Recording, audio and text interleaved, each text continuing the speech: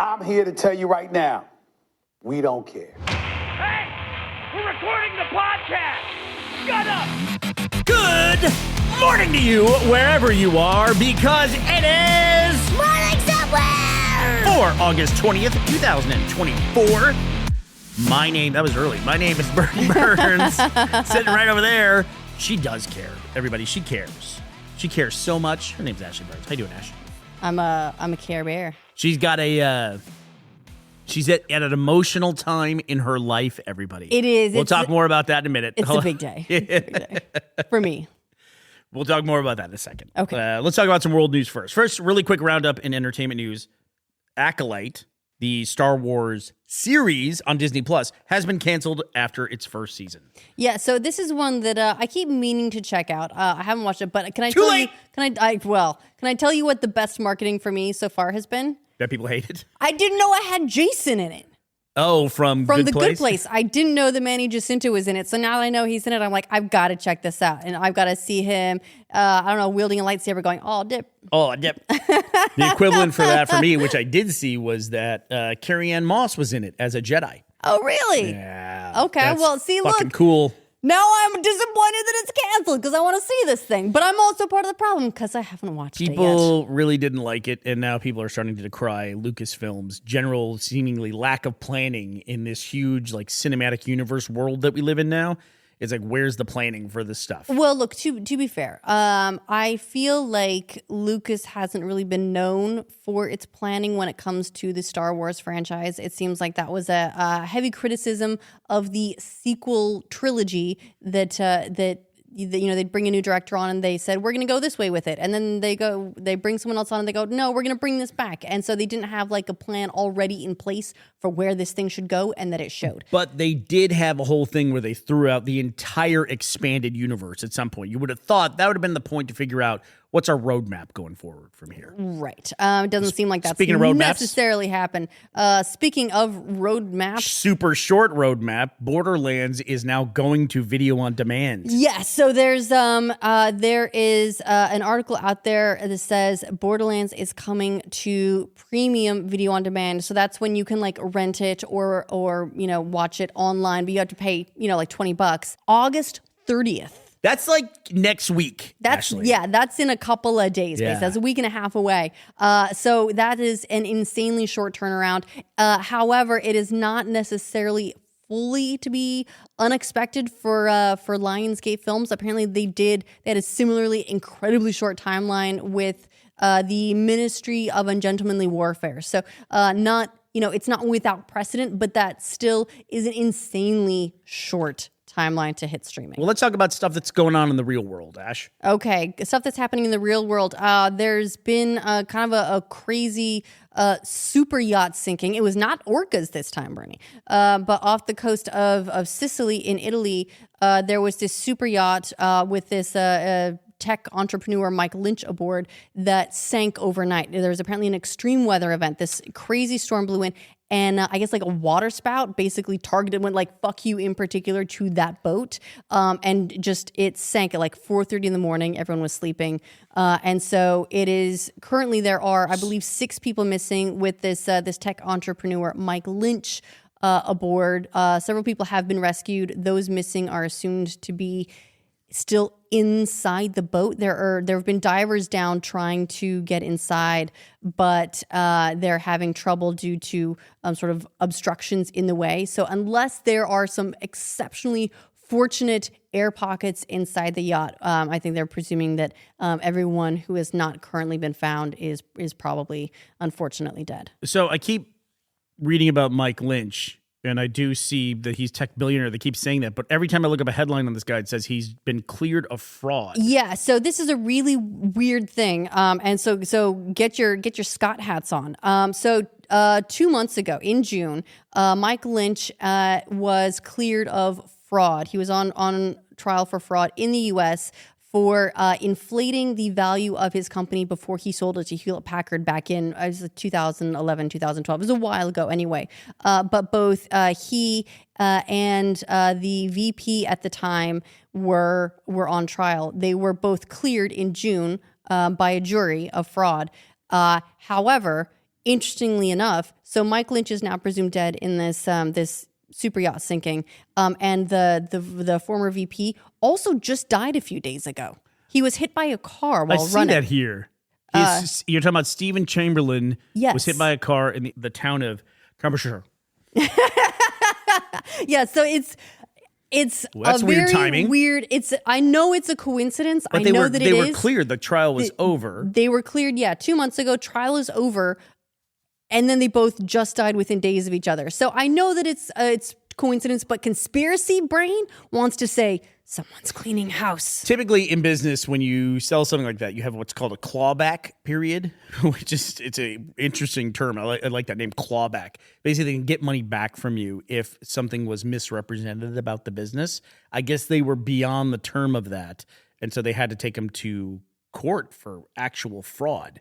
That's weird though, because it said they sold the company in like 2011, and they're in court in 2024. Yeah, I'm not sure how that, like, if it was, delayed or if it just took a while to work its way through the course or how that worked exactly. But it is just really weird timing. So while we're talking about billionaires and like they were affected by a climate change thing, that just reminds me of this article that I read on Bloomberg that made my blood absolutely boil. Okay. I don't know why. Here we go. But it just made my blood boil. So there's these two islands off of the East Coast, off of New England, Nantucket and Martha's Vineyard. Martha's Vineyard I'm familiar with. Well, it's like, Ashley, it's where people have all their summer homes where the elite of the Pacific Northwest, of the East Coast elites, they have all of their summer homes, and that's where they go. This is where they go. Well, this is where summer is a verb.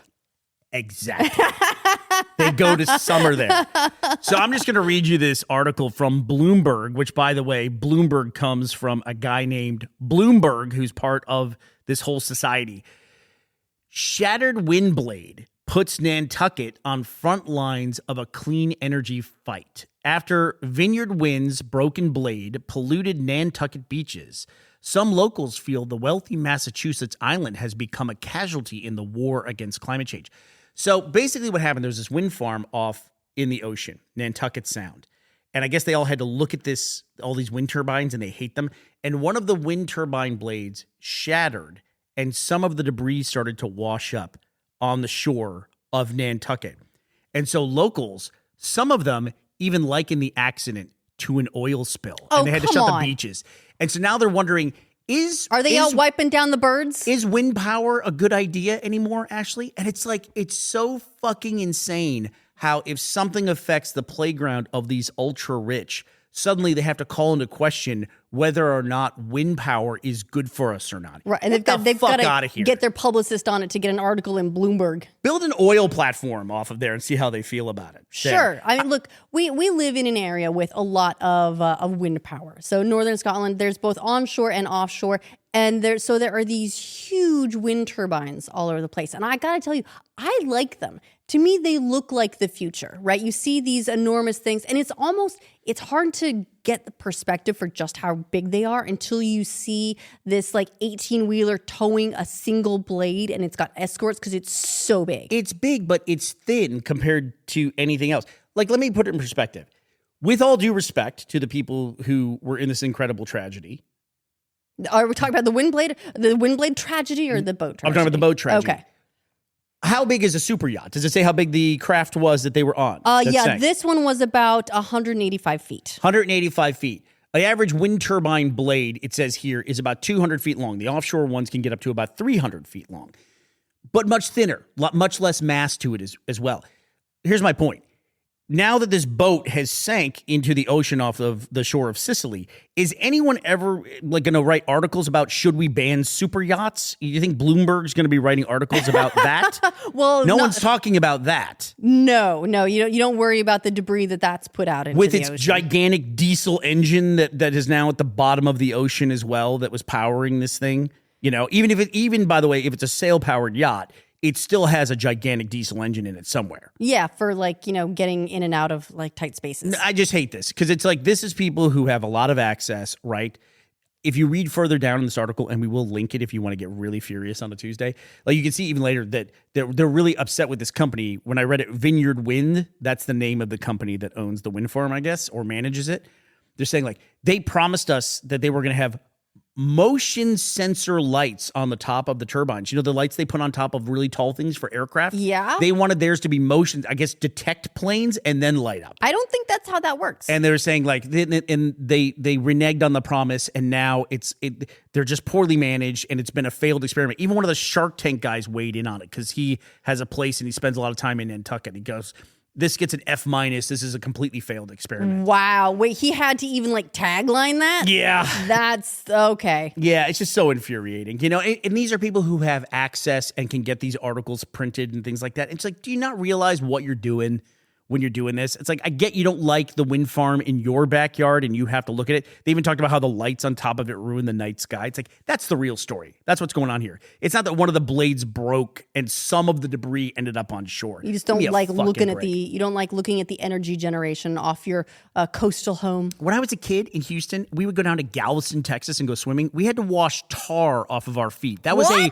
normal thing that we did. We had to wash tar and avoid the tar balls that were on the beach because of the offshore oil rigs. I tell you what, I will invite all these people to go clean up an oil spill and then tell me how this is equivalent. Just my blood's boiling. All right, let's get on to other business news. Same, while I was reading Bloomberg, I came across this article, which I thought was interesting. Okay. And I'm going to say, actually, I'm going to say the word generation here. I'm going to say like generational stuff. Oh, okay. So, you're dangerous territory. Anytime you say generations. generation, people get upset. But this is an article from Bloomberg that said of millennials, boomers, and Gen X, actually, when they're heading into retirement, Gen Xers feel significantly less secure in their retirement than do millennials. 55% of Gen Xers in the survey don't expect to be financially prepared for retirement, compared with 46% of millennials. Now, granted, millennials have an extra 20 years. Yeah, no, that's interesting because it sounds like that study's based off sentiment, right? Like, how do you feel? Do you feel prepared? Yes. And I would describe Gen X as sort of eternal pessimists. So it would kind of make sense that they would feel unprepared in that regard. But I also think it's kind of out hard to pessimist the millennials and Gen Z.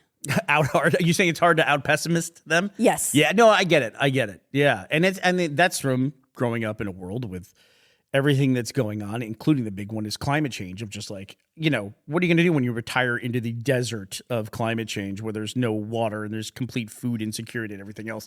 They've been fed that forever. Or, you know, your super yacht just gets struck by a water spout during a freak storm. To be fair as well, we grew up with, Cold War. At any point in time, someone somewhere's going to push a button and life on Earth is going to end in the next 20 minutes. That was a real thing when we were growing up. We lived in the shadow of that all the time. And just assume, like you said, that you just grew up assuming that you're going to get drafted off into a war. Oh, as a guy, yeah. I absolutely assume that's what happens to men in America. They grow up, they go to school, some war starts somewhere, they turn 18, they go off and fight in that war. Yeah. So, you know, there are reasons for Gen X and its eternal pessimism, but it is interesting that they feel less prepared than any of the other groups for retirement, for sure. Since we talked about generational stuff, can I talk about something else generational? Yeah, go ahead. So this is an interesting article that has come up. I'm going to say a name here, Chappell Roan, who is a singer. If you don't know who Chappell Roan is, I think that's okay, because this young lady has had a meteoric rise through the music industry. She's been at it for a little while, but she put out her first album in September of last year, and it wasn't a huge hit. And it slowly built this following. By slowly, I mean over the course of like 3 or 4 months. And then she was an opening act for Olivia Rodrigo. Yes. And her streams took off from there. And then she exploded in popularity. I think the first time her name like stuck in my head, I probably had read it somewhere before, was she set the record for the biggest crowd ever at Lollapalooza. Which is crazy if you think about it, because Lollapalooza is not as big as it used to be. Like, Lollapalooza, I can't even say it. Lollapalooza used to be the zeitgeist, 20 years ago? Yeah. So she's bigger than those crowds today. She's been setting a lot of records. I know she's had huge crowds at several festivals. And I recall hearing, the first time her name stuck in my head was after one of those festivals. And I think she'd said something like she'd considered retiring from music because fame was just very difficult for her to deal with, and she wasn't necessarily prepared for all of it.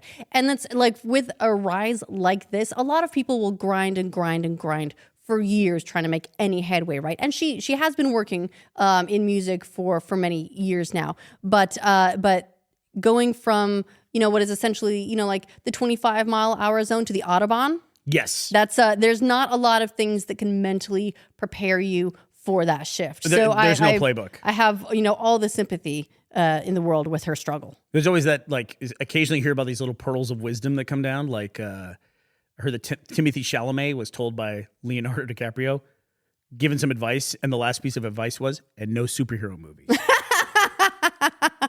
So it's but there is no, there's no class you can take for this. You know what I mean? You kind of hope that you talk to the right people and figure it out. Well, she's in the news right now because she is saying, she had this kind of long diatribe where she was saying, imagine, and I'm going to paraphrase here, imagine that I'm a random lady, right? Or that there's a random lady out there in the world, and you see her on the street, and you walk up to this random lady, and you say, I want a photo with you. And she says no. And then you get mad at this random lady because she won't take a photo with you, and then you go blast her online or whatever. And she said, I'm that random lady. We're all random ladies. You're a random lady, I'm a random lady. You're my favorite random lady. Yeah, thank you. I appreciate that. What she's saying is not new. There's lots of people who have struggled with fame. I can think of Shia LaBeouf. Oh, right. He wore a paper bag on his head for a couple of months to try to drive off paparazzi, I think. Yeah. So people have struggled with this, and they've communicated it in the way they feel comfortable communicating it. But what's interesting to me about her is that she is communicating it in the language of Gen Z, which is very different. She's talking about how it makes her feel and how it affects her, and it affects her mental state and her mental health.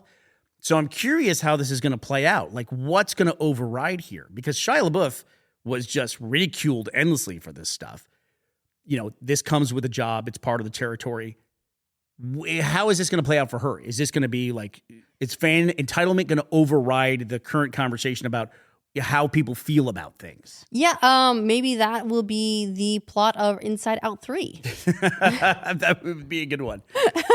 So do you want to really quickly, do you want to talk about your emotional state? Because look, I'm very briefly, but congratulations to Finn on his first day of school. He has started school. We've talked about him being in school before, but it was really they call it nursery here, more like a preschool, pre-K, and he is now off officially to primary one. So he put on a uniform this morning, and he's got a backpack with a snack and a water bottle in it. And he went out and he caught the bus, and he's off to school. So this is a really big milestone for me. So I'm a little bit emotionally fraught this morning. Please bear with me, but it's really nice. It's bittersweet because it's so lovely seeing him go off and get ready for this new chapter in his life as he starts school. But it's so bittersweet for me as a parent because I'm also watching the last chapter end. Mm-hmm. And, it's exciting and also so hard. I want to say we got a little Evie wandering around here, as well. So we have that. So we're lucky. But it is a really intense period when the kid goes off, because that 0 to 4 is such a magical time in life. You as a parent, you get to see the world in a whole new way. Everything seems fresh again because they're seeing everything for the first time. I have enthusiasm for dumb stuff like erosion because he's been explaining to me about how erosion happens. And, he comes to me and he says, Mom, do you know how tornadoes formed? And I go, how, sweetie? And then he tells me, and then he gets really excited about tornadoes and just, all these things that I don't think about because they just seem mundane for years for me. He's made fresh and new and exciting. And I have to say too, Ash, there was a decision that you and I made 5 years ago when we first had Finn. Everything was going fine. We were working and everything was great. And we made the decision to stop. And I'm so glad we did it. I really am. I am too. And we have Evie. We've got, she'll be in this stage for another, 4 years. But having gone through this now with Finn and committing to it and everything, it's just I will never look back on that and regret that. There's a lot of things, little things I regret, but overall, I don't regret at all walking away and indulging in that and just committing to it. It's been an absolutely wonderful 5 years. No, I've been really grateful to have all of the 4 years with him. And it's, it's made other parts of life harder for sure, but absolutely 100% worth it. Yeah. So congratulations to him on his first day of school. Really proud of you, Finn. Really proud. All right. All right. On that note, thanks to today's sponsors, Chad Deardoff and Feely Catalan. Thank you both for sponsoring this episode of our show at patreon.com/morningsomewhere. And while we're talking about people going off into the big, bright world, I do want to give a special shout out to someone we used to work with. Wes Ellis is starting a Kickstarter today. If you are not familiar with Wes, he is the guy behind all the imagery, all the cool photography that you saw in the last few years of Rooster Teeth. He has a new crowdfunding campaign starting today for a short film called Neuro. And he's got a proof of concept for this up on his socials right now, and it should be up on the crowdfunding site as well. I think it's going up on Seed and Spark. I'm really excited about it. I can't wait to see what he does with a scripted narrative project. I've been wanting to see something like that from him for a long time. So please go check it out. All right. Well, that does it for us today, August 20th, 2024. We will be back to talk to you tomorrow. We hope you'll be here as well. Bye, everybody.